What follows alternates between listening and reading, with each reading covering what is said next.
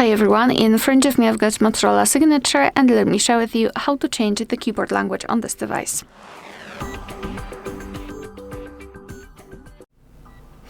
So let's start with opening the app which will provide you with the keyboard.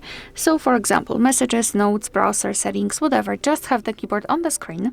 And now all we have to do is to tap on this gear icon in this upper panel. So let's tap. Then tap on languages at the top. And here simply tap on add keyboard. So here we've been transferred to the full list of available keyboards from which we can choose. So basically all you have to do is to find yours and then tap on it. Now we can choose the keyboard layout. So you can just mark the option to apply it. I'll pick this one. And the amount of the number of keyboard layouts depends on the specific language. So sometimes you will have only one, and sometimes even up to 7 different keyboard layouts. So just mark the option and then tap on done. As you can see, it has been immediately applied to the list.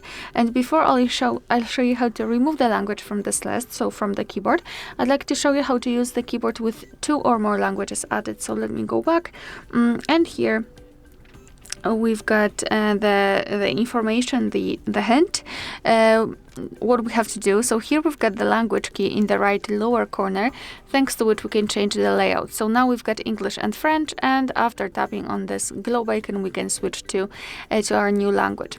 Moreover, the spacebar, it's not empty anymore. Right now we've got the name of the language we're currently using. So if you wish to remove the language, go to the settings again, tap on the languages, and here tap on this edit icon in the right upper corner. Mark the languages that you'd like to delete and tap on the trash bin icon here. And as you can see, we've got only one language applied. Alright, so that will be all. Thank you so much for watching. Please hit the subscribe button and leave the thumbs up.